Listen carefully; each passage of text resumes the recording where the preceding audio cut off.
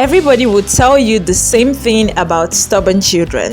You would hear things like, discipline them, show them who is in charge, break that attitude before it breaks you.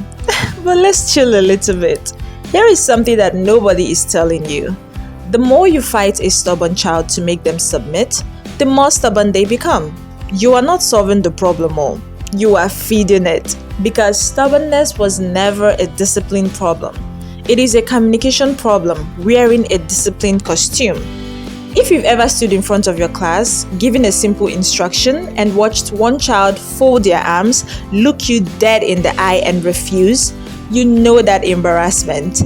That kind of feeling where your authority is shrinking in front of 30 pupils who are all watching to see what you will do next. Today, I am going to show you exactly why that child is folding their arms, why almost every method you've been taught to correct them is actually making them worse, and the 7 things you can do that will turn your most stubborn pupil into one of your most cooperative ones, without shouting, without punishment, without one single power struggle. By technique 4, you will understand something about stubborn children that most teachers never figure out in their entire career. Welcome or welcome back to my channel, where I share real teaching experiences and practical strategies to make your job easier. I am Coach Favour, a classroom teacher turned educational coach. If you are new here, you are in the right place because I share classroom tested strategies that truly work. So if you love helpful, experience-based teaching tips, then hit the subscribe button right now and turn on the notification bell so you never miss an update. Before I give you a single technique though, you need one shift in thinking, because without it, honestly, nothing else I say will work for you. Stubbornness is not a character flaw, it's a strategy. A child learns to be stubborn because at some point, being stubborn worked for them. It got them attention. It got them control in a place where they usually have none. Or it protected them from something more embarrassing. Something like everyone finding out they can't read the question you just asked them to answer. You know how a plant will grow toward a crack in the wall? Nobody planted a seed there on purpose. The seed just grew where it found light. That's your stubborn child. They found light, some kind of payoff in resisting you. Your job is not to punish the plant.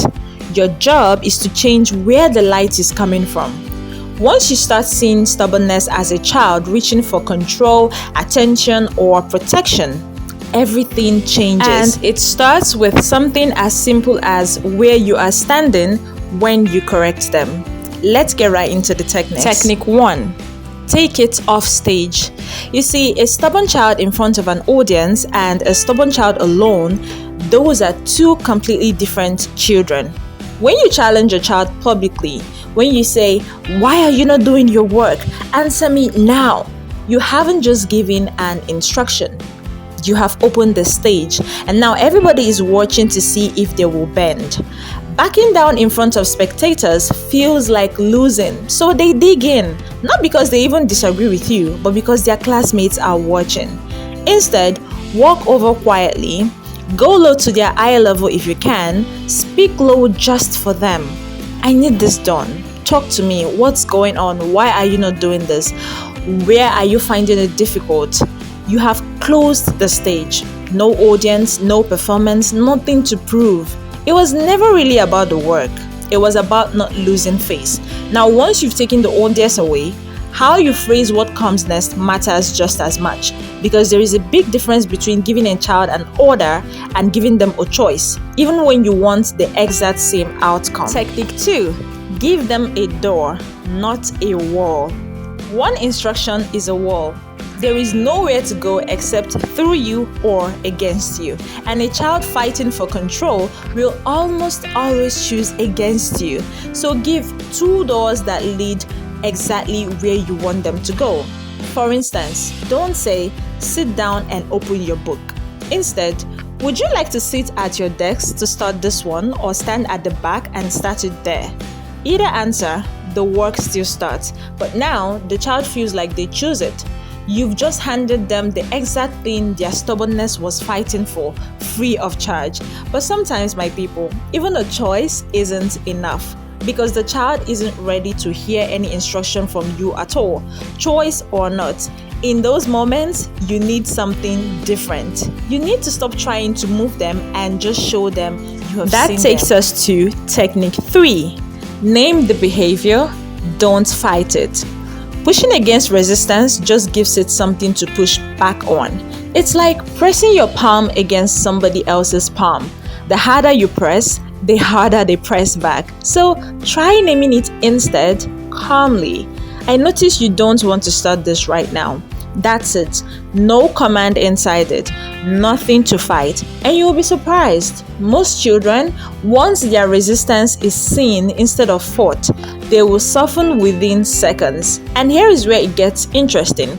Because once you start naming what you see instead of fighting it, you will start noticing something underneath the resistance. Something most teachers walk past every single day without even realizing.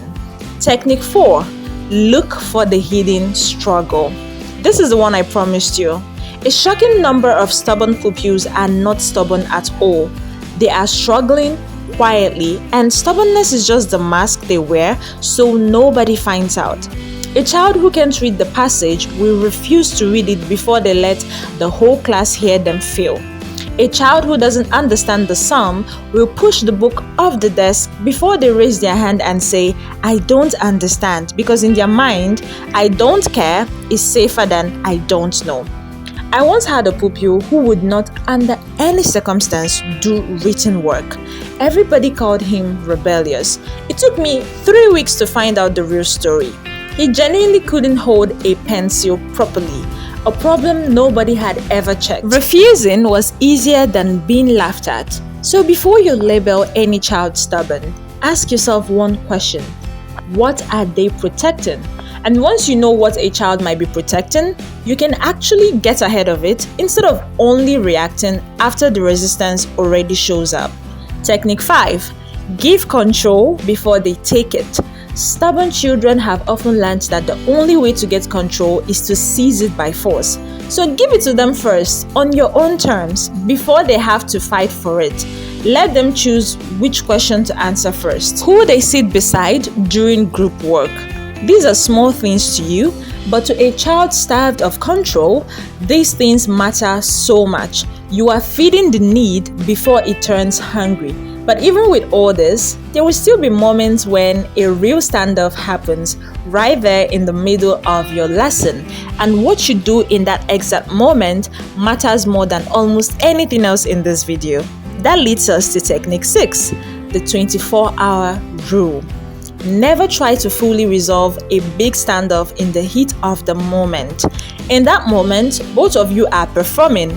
Both of you have pride on the line, and nobody is thinking straight. Handle the immediate behavior briefly and calmly say, "Come and see me at break," or "I want to see you later. I want to understand what happened." By the time break reaches, the pride has cooled down, and the real conversation can finally happen.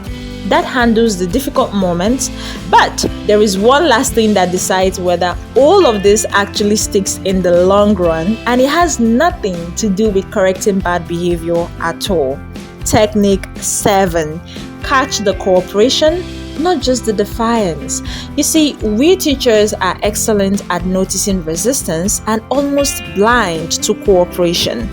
If resistance is the only thing that gets a reaction from you, you've accidentally trained that child to keep resisting. So flip it. The moment they open their book without any argument, say it out loud. "I saw that. Thank you." Teach their brain that cooperation gets seen too.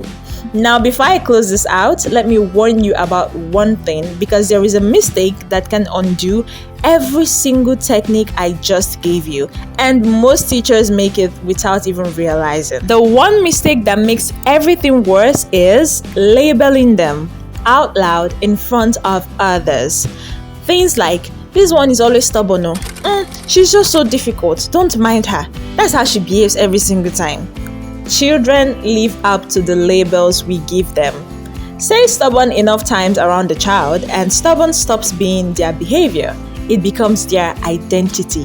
They stop trying to prove you wrong and start trying to prove you right, because at least that's a role they already know how to play well. So change the label and you'll be surprised how much room the behavior finds to change too. There you have it, my wonderful educators. These 7 techniques will help you turn even your most stubborn pupil into someone who actually wants to cooperate with you. Take it off stage, give them a door, not a wall. Name the resistance instead of fighting it. Look for the hidden struggle. Give them control before they take it. Give the real conversation 24 hours. And catch the cooperation, not just the defiance. The beauty of all of this is that it doesn't cost you anything extra. No special resources, no training, just a shift in how you see the child in front of you. Which of these are you trying first? Let me know in the comment section. Don't forget to like this video, share it with other teachers, and subscribe to get more practical teaching tips like this. Until next time, keep making impact and transforming lives through education.